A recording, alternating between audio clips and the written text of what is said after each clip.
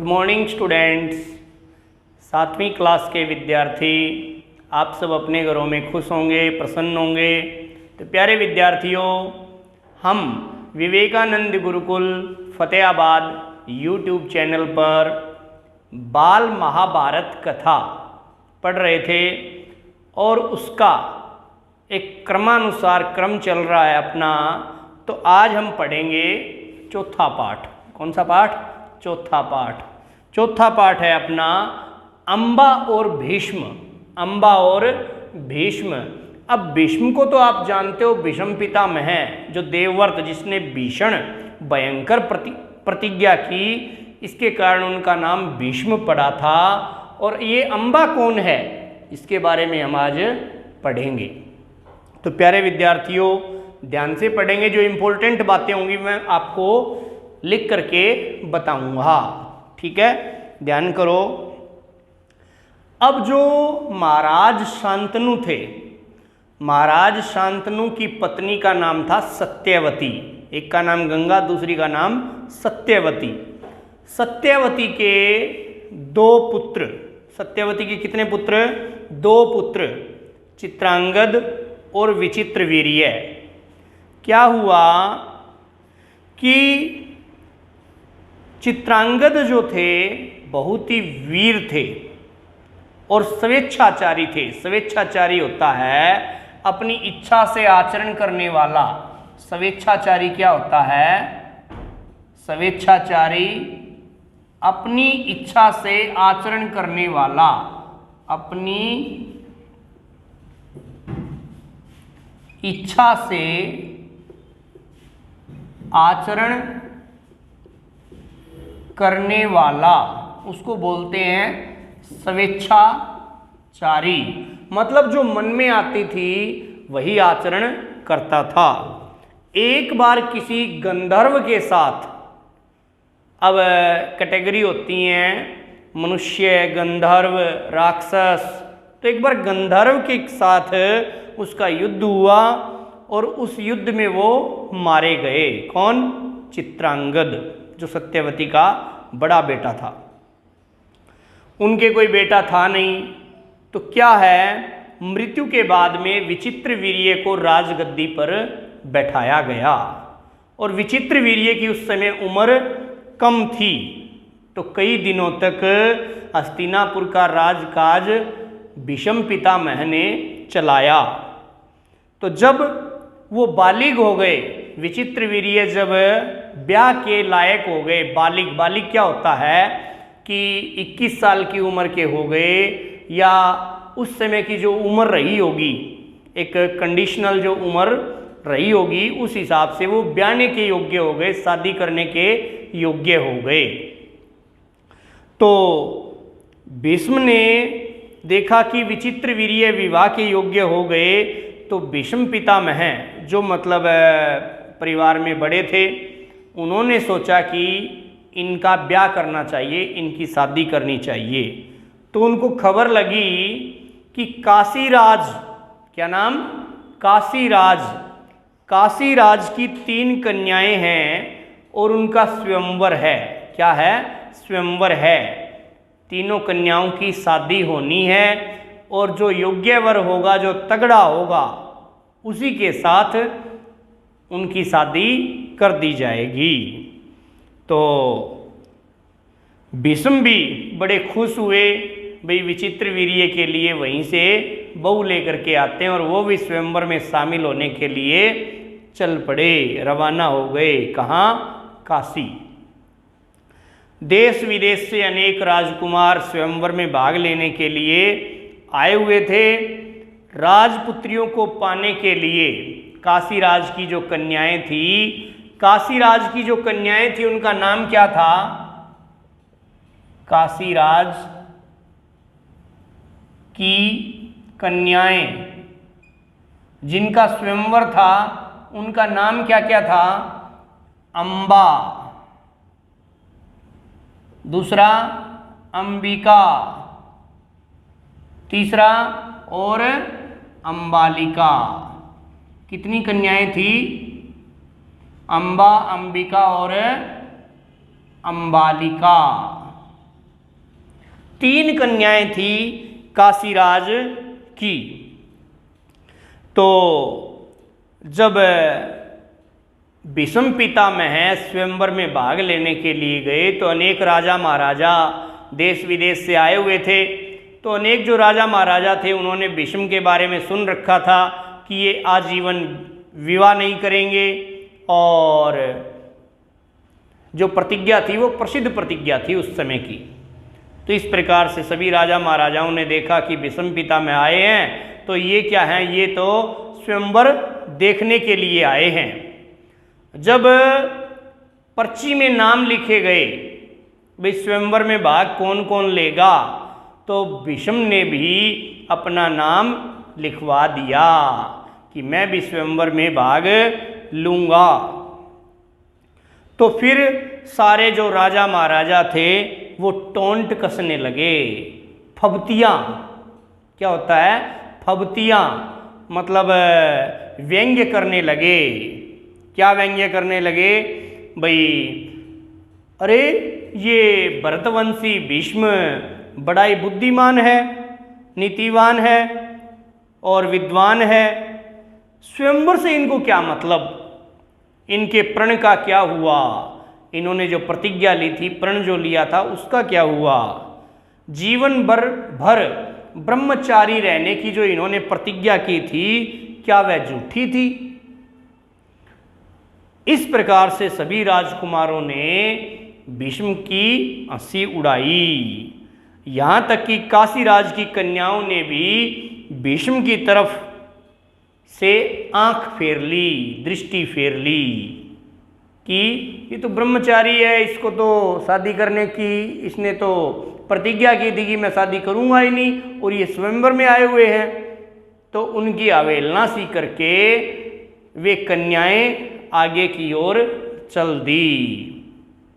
और भीष्म क्या है, इस अवहेलना को, इस अपमान को सहन नहीं कर सके, और तीनों राजकन्याओं को बलपूर्वक, क्योंकि वीर थे, भीष्म जो थे, देवव्रत जो थे गंगा का बेटा, वो क्या थे, वीर थे, और वो विचित्र वीर्य के लिए पत्नी लेने के लिए गए थे, और उन्होंने बलपूर्वक अंबा, अंबिका और अंबालिका तीनों कन्याओं को अपने रथ पर बैठा लिया और सारे राजाओं को उन्होंने हरा दिया। इस प्रकार अब काशीराज की जो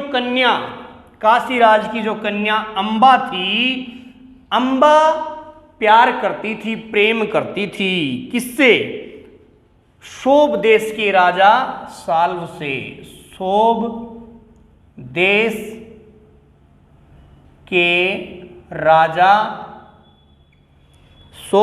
के राजा साल्व से प्रेम करती थी। क्या करती थी, प्रेम करती थी, और मन ही मन में अंबा राजा साल्व को अपना पति मान चुकी थी। ठीक है, पति मान चुकी थी। जब भीष्म तीनों कन्याओं को लेकर के जा रहे थे तो अंबा क्या थी, अंबा शोभ देश के राजा साल्व पर अनुरक्त थी, अर्थात उसको पाना चाहती थी। तो शोभ देश के जो राजा साल्व हैं उन्होंने भीष्म के रथ का पीछा किया और उनके साथ भयंकर युद्ध किया। युद्ध में शोभ देश के राजा साल्व हार गए और भीष्म पितामह तीनों कन्याओं को लेकर के कहाँ चले गए, अपने हस्तिनापुर में आ गए।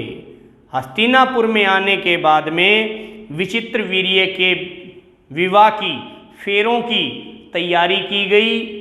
जब यूं लगा अंबा को भी अब विचित्र वीर्य के साथ फेरे लेने पड़ेंगे, तो अंबा ने एकांत में जाकर के भीष्म को कहा, क्या कहा कि हे गांगेय, हे गंगा पुत्र, मैं मन ही मन में महाराजा साल्व को, राजा साल्व को अपना पति मान चुकी हूँ।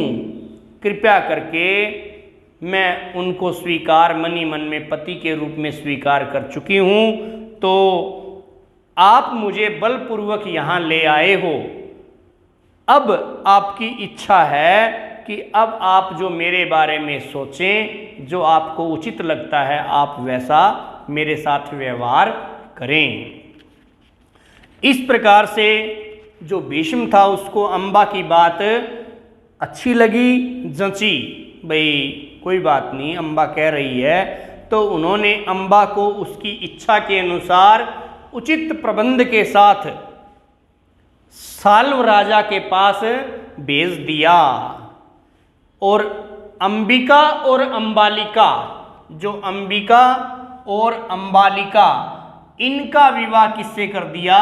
इनका विवाह विचित्रवीर्य से कर दिया। ठीक है, जो चित्रांगद से छोटे थे उनके साथ अंबिका और अंबालिका का विवाह कर दिया। तो अम्बा अपने मनोनीत वर, जो मन में मतलब इच्छा थी उनकी, शोभराज साल्व के पास गई तो सारा वृतांत, सारी घटना उनको बताई। उसने कहा, राजन, मैं आपको मन ही मन अपना पति मान चुकी हूँ और मेरे अनुरोध से मैंने प्रार्थना की भीष्म से कि आपके पास, उन्होंने अनुरोध पे आपके पास मेरे को भेजा है, आप मुझे अपनी पत्नी स्वीकार कर लें। पर साल्व नहीं माना।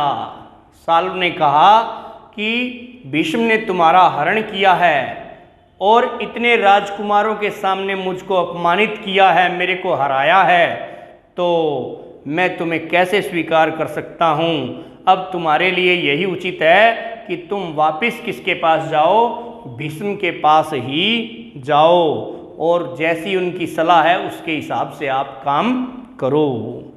बेचारी अम्बा हस्तिनापुर राजा साल्व के यहाँ से वापिस लौट आई और भीष्म को सारा हाल कह सुनाया। उन्होंने विचित्रवीर्य से कहा, वत्स, राजा साल्व अम्बा को स्वीकार नहीं करता। इससे विदित होता है, इससे जानकारी मिलती है कि राजा साल्व अम्बा से ब्याह करने के लिए, अम्बा से शादी करने के लिए तैयार नहीं है। अब उसके साथ तुम्हारा ब्याह करने में कोई आपत्ति नहीं है, पर विचित्रवीर्य शादी करने से अम्बा के साथ मना कर गया।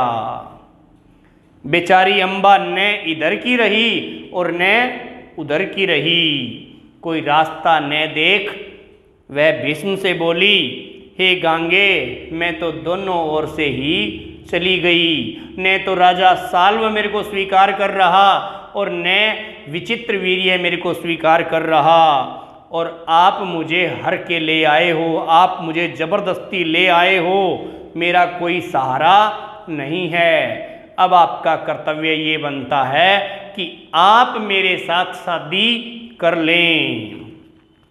भीष्म ने बड़े ध्यान से उसकी अम्बा की बात सुनी और भीष्म ने कहा कि हे अम्बा, मैं आजीवन कुंवारा रहने के लिए प्रतिज्ञा कर चुका हूँ, आजीवन मैं शादी नहीं करूँगा, ऐसी मेरी प्रतिज्ञा की गई है, तो मैं अपनी प्रतिज्ञा को तोड़ नहीं सकता। उन्होंने अम्बा की परिस्थिति समझ करके विचित्रवीर्य से दोबारा आग्रह किया कि हे विचित्रवीर्य, हे वत्स, आप अम्बा को स्वीकार कर लो। तो विचित्रवीर्य ने फिर मना कर दिया। लाचार अम्बा। फिर भीष्म ने अम्बा को फिर समझाया कि आप दोबारा शोभ देश के राजा साल्व के पास आप दोबारा जाओ और उनसे प्रार्थना करो कि आप मुझे स्वीकार करो। लाचार अम्बा फिर साल्व के पास गई, उसकी बहुत मिन्नतें अर्थात बहुत बार उसके पांव पकड़े, प्रार्थना की कि मुझे आप पत्नी रूप में स्वीकार कर लो। लेकिन शोभराज ने इनकार कर दिया, साफ इनकार कर दिया। अम्बा इस प्रकार 6 साल तक, कितने साल तक? 6 साल तक हस्तिनापुर और क्षोभ देश के बीच में ठोकरें खाती रही, कभी इधर कभी उधर।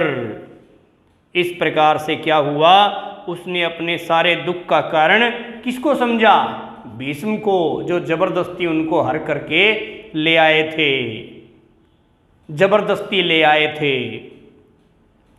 उन पर उसे बहुत क्रोध आया और प्रतिहिंसा की आग उसके मन में जलने लगी। किसके मन में, अम्बा के मन में। अम्बा को बहुत ज़्यादा क्रोध आया, क्योंकि 6 साल से वो तंग हो गई थी, न इधर की रही और न उधर की रही। कारण कौन था, भीष्म। कारण कौन था, भीष्म, जो जबरदस्ती उनको हर करके ले आए थे। भीष्म से बदला लेने की इच्छा से वह कई राजाओं के पास गई, उनको अपना दुखड़ा सुनाया और उनसे प्रार्थना की कि आप भीष्म के साथ युद्ध कीजिए और उसका वध कर दीजिए। लेकिन सारे के सारे राजा भीष्म से डरते थे, क्योंकि भीष्म का नाम सुनते ही सभी राजाओं के रोंगटे खड़े हो जाते थे। किसी में इतना साहस नहीं था कि वो भीष्म के साथ युद्ध करे। क्षत्रियों से एकदम निराश होकर के अम्बा ने तपस्वी ब्राह्मणों की शरण ली। तपस्वी ब्राह्मणों की शरण ली तो तपस्वी ब्राह्मणों ने कहा कि आप परशुराम के पास जाइए, वो आपकी इच्छा अवश्य पूरी करेंगे। तब ऋषियों की सलाह लेकर के, तपस्वी ब्राह्मणों की सलाह लेकर के वो परशुराम के पास पहुंची। अम्बा की करुण कहानी सुन करके परशुराम पसीज गए।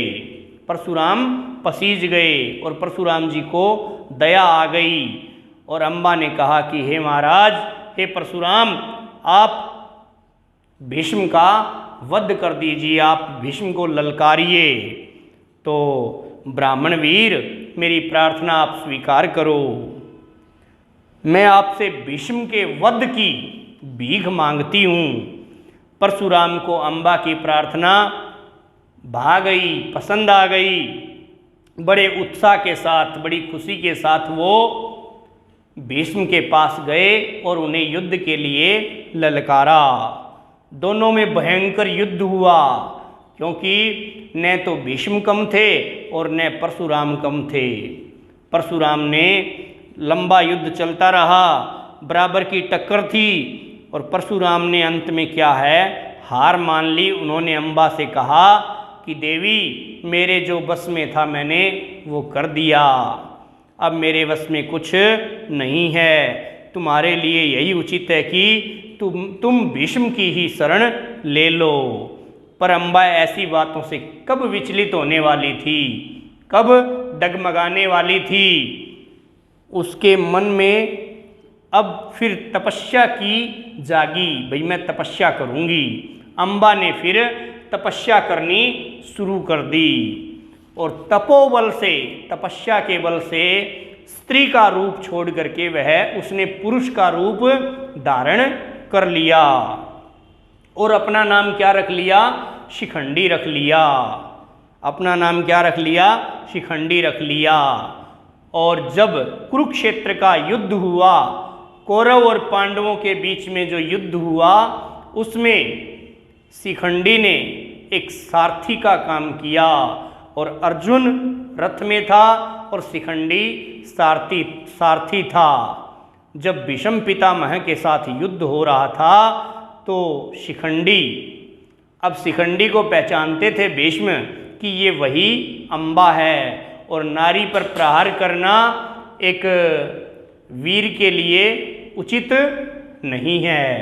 नारी पर प्रहार करना वीर के लिए उचित नहीं है। और वही शिखंडी भीष्म की मृत्यु का कारण बना और अर्जुन ने भीष्म पितामह पर हमला किया। शिखंडी उसका सारथी था, सामने था और भीष्म आहत होकर पृथ्वी पर गिर पड़े। तब जाकर के अम्बा का क्रोध शांत हुआ। तो प्यारे बच्चों, मैं आपको एक बार थोड़ा रिवाइज करवा देता हूँ इस कहानी को कि अम्बा और भीष्म। अम्बा और भीष्म, भीष्म कौन है, देवव्रत है, गंगा का पुत्र है, शांतनु का पुत्र है। शांतनु की पहली पत्नी गंगा का पुत्र कौन है, भीष्म है। और शांतनु की जो दूसरी पत्नी सत्यवती, जो केवट राज की पुत्री है, शांतनु की दूसरी पत्नी सत्यवती, सत्यवती के दो पुत्र चित्रांगद और विचित्रवीर्य। चित्रांगद बड़े ही वीर थे, उनको राजा बनाया गया। राजा बनने के बाद में क्या हुआ कि गंधर्व के साथ युद्ध में वो मृत्यु को प्राप्त हो गए। मृत्यु को प्राप्त होने के बाद में विचित्रवीर्य को फिर राजा बना दिया गया, लेकिन अल्प आयु होने के कारण, कम आयु होने के कारण कुछ सालों तक भीष्म ने ही राजकाज संभाला। और फिर विचित्रवीर्य की शादी के लिए चिंता होने लगी। जब वो बालिग हो गए तो भीष्म को एक खबर लगी कि काशी राज की 3 कन्याएं हैं, अंबा, अंबिका और अंबालिका, उनका स्वयंवर है काशी में। तो वो स्वयंवर में खुद चले गए कि विचित्रवीर्य के लिए पत्नी का प्रबंध करता हूँ। जब वो स्वयंवर में गए तो देश विदेश से कई राजा महाराजा आए हुए थे। तो सभी राजाओं महाराजाओं ने सोचा कि भीष्म तो स्वयंवर देखने के लिए आए होंगे। इस प्रकार से जब सोचा तो बाद में जब नाम लिखवाया गया कि स्वयंवर में कौन कौन शामिल होना चाहता है, तो भीष्म ने भी अपना नाम लिखवा दिया। और जो दूसरे राजा महाराजा हैं वो उन पर फबतियाँ कसने लगे कि भीष्म ने तो प्रतिज्ञा ली थी और भीष्म तो बिल्कुल ही मतलब गिरा हुआ है। इस प्रकार से फबतियाँ कसने लगे। तो जब उन कन्याओं ने, जब तीनों कन्याएं आई तो वो भीष्म के करीब से आगे निकल गई। भीष्म की तरफ दृष्टि भी उन्होंने नहीं डाली। इस प्रकार से भीष्म को क्रोध आ गया और तीनों कन्याओं को रथ में बिठा करके हस्तिनापुर की तरफ चल दिए। और वहीं सोब देश के राजा शाल्व वो भी आए हुए थे। वो अंबा से प्रेम करते थे और अंबा उनसे प्रेम करती थी। तो अंबा ने मन ही मन में सोब देश के राजा शाल्व को अपना पति मान लिया था। भीष्म और शाल्व देश के सोब देश के राजा शाल्व से उनका भयंकर युद्ध हुआ। शाल्व को हरा दिया गया और भीष्म तीनों कन्याओं को लेकर के हस्तिनापुर चले गए। जब विचित्रवीर्य के साथ तीनों कन्याओं के फेरे करवाने थे, शादी करवानी थी, तो क्या हुआ, एकांत में अंबा ने भीष्म को कहा कि हे गांगेय, हे गंगा पुत्र, आप मेरी बात को समझिए। मैं अपने मन में पति के रूप में शोभ देश के राजा शाल्व को स्वीकार कर चुकी हूँ। आप मेरी बात को समझिए। आपको जो ठीक लगता है उस प्रकार से विचार करके आप मेरे को बताएं। तो भीष्म को बात ठीक लगी। उन्होंने अंबा को भेज दिया, राजा शाल्व के पास भेज दिया। राजा शाल्व ने कह दिया कि उन्होंने मेरे को पराजित किया और तेरे को हर करके लेकर के गए हैं और मैं तुम्हें पत्नी रूप में स्वीकार करूं, तो ऐसा संभव नहीं है। वो फिर दोबारा भीष्म के पास आई तो भीष्म ने विचित्रवीर्य को कहा कि राजा शाल्व तो स्वीकार नहीं कर रहा है, आप इससे शादी कर लो, यही उचित होगा। तो विचित्रवीर्य ने भी अस्वीकार कर दिया, मतलब मना कर दिया। फिर भीष्म ने कहा कि आप दोबारा जाइए, आप प्रार्थना कीजिए शाल्व से कि मेरे से शादी कर लो।